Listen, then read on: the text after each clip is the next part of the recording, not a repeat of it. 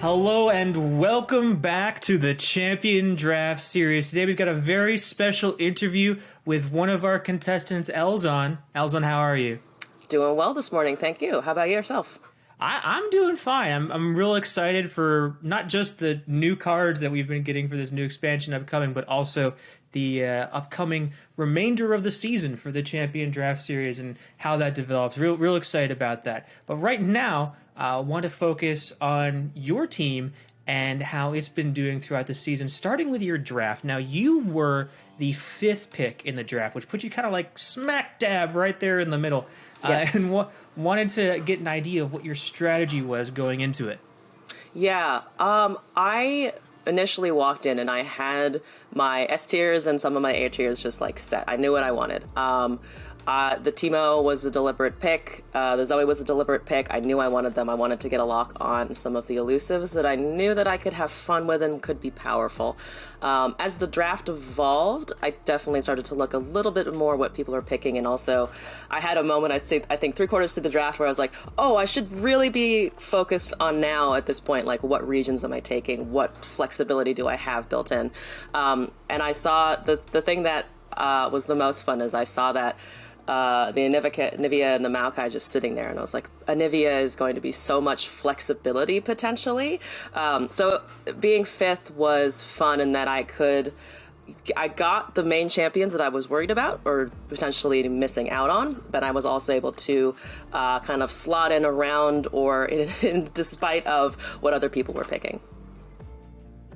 Yeah, and it seems to have worked out for you because you were able to get a lot of champions that you want and a lot of champions that other people wanted. Yes. So that was quite entertaining. Now, throughout the season, you've sort of been bringing a lot of different colorful combos and spicy brews.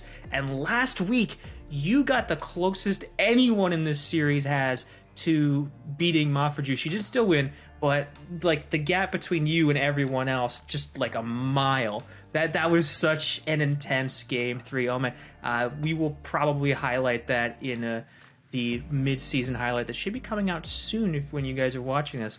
But yeah, intense game. We wanted to pick your brain for how you prepare for your opponents going into these games. Yeah, the process of deck building for me has been, I think, just building on the draft mindset of here's a toolbox that I've been given of some random things, some things that were a little more intentional, some things that I thought would be fun, some things that I thought would be strong, and putting those together and mixing them in a way that is like able to respond to multiple different scenarios has been, I think, the mentality that I've been going into everything with. The process of which decks do I bring and what do I build is right now a lot more is focused on what is going to be the most unexpected and fun combo to actually throw at somebody else. I was looking at the rosters and I knew that a lot of like traditional pairings would show up. Like in that game versus Mafraju, there was Lurk, there was Nasus Kindred, and those decks, the play pattern is pretty consistent, it's pretty predictable, and I love coming up with things that have multiple ways that you can find a solution to a problem. Like the Endless Nights were not supposed to happen that way. It was supposed to be more ephemerals with encroaching shadows and all of that, but finding the little things of like, oh, I have elusive this game, oh, I have Teemo this game, or oh, the Victor is getting keywords, or the Zoe is leveling in this game. Having different win conditions or different paths is just really fun, and I've been focusing my deck building around that. Yeah, having a lot of different avenues to play down is always giving yourself options, a very strong choice indeed. Now, numerous competitors, we've interviewed a few players already, and numerous competitors have had their strategies that they went into the draft just like thrown to the wayside as you grabbed PNZ champion after PNZ champion, several Shadow Elf champion. Aikado, I know specifically, was rather peeved. But looking at this, do you think that this strengthens your roster? Do you think your roster has any weaknesses? And do you think in this upcoming trade week you might be able to improve upon your roster? Yeah. One of the weaknesses that I have felt when I was thinking about my deck building is not having access to Shurima has been a little bit of something holding back some of the decks and the combos that I've been thinking about, just because they have so many strikes and predicts and a little bit more control over how, like, what you're about to top deck and what you're about to play. The other region that I have definitely felt is a little bit of a loss was Ionia. I had been thinking about picking up some Ionia champs that got snatched up pretty early on in the draft, so that just ended up falling by the wayside as well. I think the PNZ forward lineup that I do have is something that I see as a strength and also a weakness. Like, mono PNZ decks are difficult to pilot, and they usually do need another region to strengthen them. But it's also it's fun to have that bank of, this could be a Zoe Vi deck, or this could be a Caitlyn Victor deck, or something like that. So it is. It's fun to have a little bit of a lock on PNZ, but it definitely, I think, could benefit from having like one or two other regions.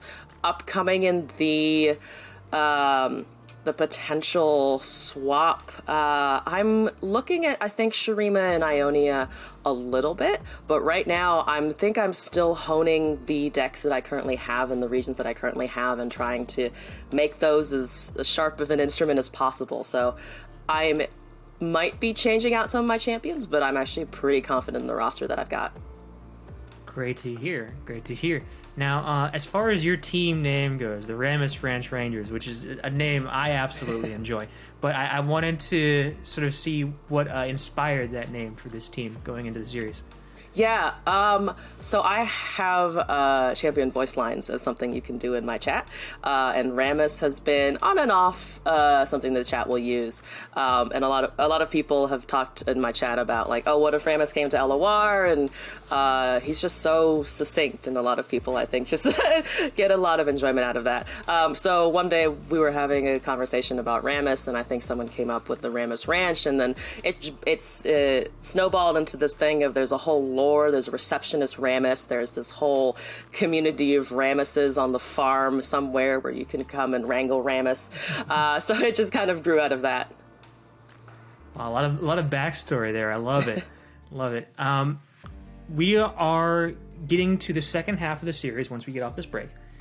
And there are still several players in this series that you have yet to face. You haven't faced Spids' redeemable qualities, Aikado's Yep Croc, or Capitau's Crew of the Burning Dawn. How confident are you going into these players? Yeah, I am definitely a little trepidatious, I think. A little concerned as to how well the deck matchups will go. But I think the way I've been thinking, again, the way I've been thinking about the draft and the way I'm thinking about going up against other opponents is it's mostly focused, honestly, just on that ban of what's the strongest thing that they have that my utility pieces just can't actually go up against.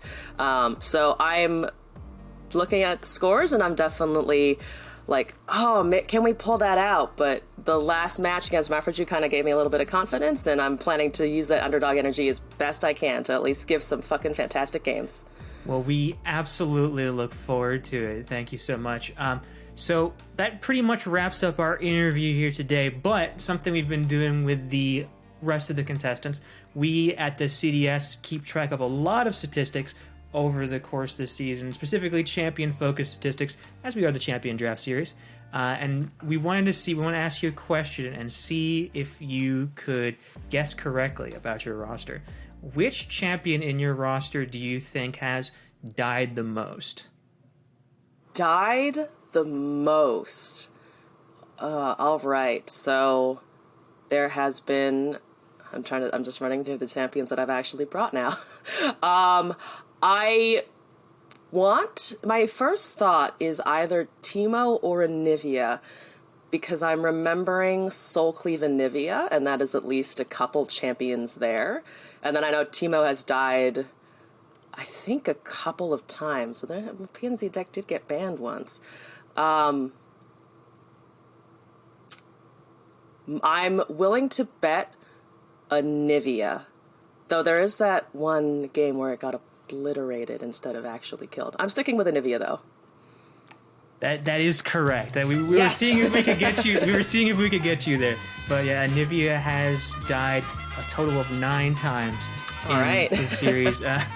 not including the obliterates from the passage unearned. So yeah, a lot of those self-inflicted, good deaths for the goal of the bird. Couldn't get you on that one. But anyways, thank you so much for joining us here, and we look forward to your performance in the remainder of the series, and best of luck to you.